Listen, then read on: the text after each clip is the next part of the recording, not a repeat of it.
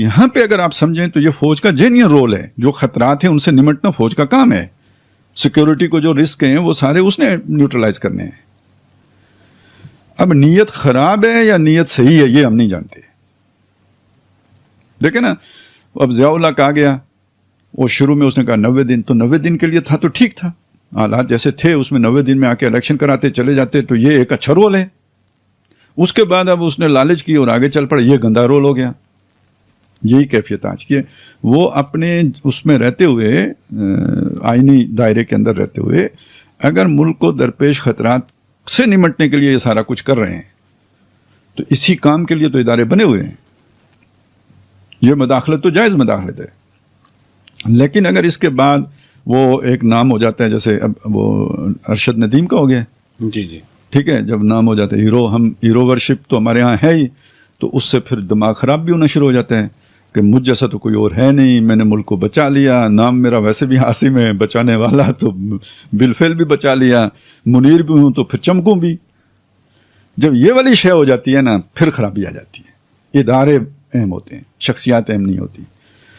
اور جس طرح کی صورتحال کا ہمیں سامنا ہے, دنیا جس طرح, اگر ہم صحیح رخ پہ چلیں گے دنیا میں نہیں چلنے دے گی, ساری دنیا دشمن بنے گی.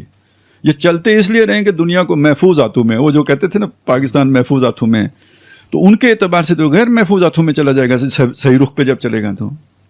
تو آپ کی پوزیشن وہ ہو جائے گی جو ایران کی ہے, آپ کی پوزیشن وہ ہو جائے گی جو طالبان کی تھی. تو اس پوزیشن میں شخصیات کو اگر آپ اڑا دیں, جہاز ایک پھاڑنا ہے آپ نے, اس میں 16-17 کی ٹیم بھی بے شک ساتھ چلی جائے, پھر پیچھے کیا رہے گا؟ تو ادارے بنائیں گے, وہ نظر آئیں گے, ان کی بنیادیں ہوں گی, گہرائی ہوگی, تو پھر ایک شخصیت کے جانے سے فرق نہیں پڑتا. تو یہ اگر خلوص سے عزم استحکام کیا گیا ہے تو پھر پالیٹکس میں یعنی جا کے تو سارا کچھ اپنے ہاتھ میں لینے کی سوچ نہیں ہونی چاہیے. اور جیسے اپنے اندر پرجنگ کیے ایسے سیاسی جماعتوں کے اندر بھی پرجنگ کریں, ٹھیک ہے, ان کا بھی مانو گا, ہم نے اپنے منجی تھلے ڈانگ پھیری ہے تو آپ کیوں نہیں پھیریں گے, ٹھیک ہے. ایسے عدلیہ میں بھی کریں, باقی اداروں میں کریں. یہ اچھی مثال سیٹ ہو گئی ہے نا جی, کہ ہم نے اپنے جرنیل نہیں چھوڑی. یہ تو کلب ہوتا ہے, انٹچیبل کلب ہے, یہ چھوٹی بات نہیں, موجزہ ہو گیا ہے, ٹھیک ہے. تو اس کے بعد اب اس سے بڑا لیفٹیننٹ جنرل سے بڑا تو کوئی پولیٹیشین نہیں ہے نا. اچھا, صرف لیفٹیننٹ جنرل نے DG ISI, تو اب سب کو رگڑیں. اور یہ کون اپنا کون بیگانہ, یہ صرف PTI نہیں ہونا چاہیے اس لپیٹے میں جو, اور یہ سوال ہی نہیں پیدا ہوتا. میری بات سنو, اگر یعنی اس پروجیکٹ کے, اب میں PTI نہیں کہتا, وہ پروجیکٹ کہتا ہوں, اس پروجیکٹ کے اگر ہمدرد عدلیہ میں ہیں, اس پروجیکٹ کے ہمدرد اگر بیوروکریسی میں ہیں, اس پروجیکٹ کے ہمدرد اگر فوج کے اندر ہیں, تو نون لیگ کے اندر نہیں ہوں گے, پیپلز پارٹی میں نہیں ہوں گے, تو پھر ساری سیاسی جماعتوں میں ہوں گے. ہو ہی نہیں سکتا کہ نہ ہو.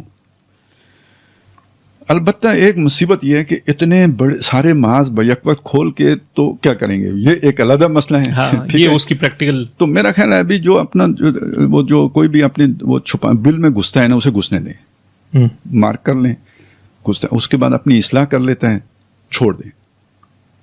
لیکن وہ شرارت کر, مانیٹرنگ کرتے رہیں, شرارت کرتا ہے, نشانے پہ رکھ لیں, مناسب موقع پر کارروائی کریں. یہ اتنے محاذ اکٹھے نہ کھولیں, کیونکہ کنسالیڈیشن نہیں ہوگی, ایکسٹرنل بھی آئے گا.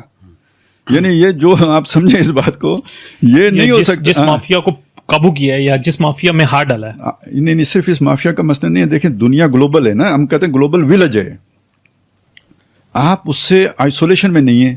یہ مافیا کہیں کنیکٹڈ ہے, یہ لوکل فینامنا نہیں ہے. یہ سمجھ, اس سے نکلیں.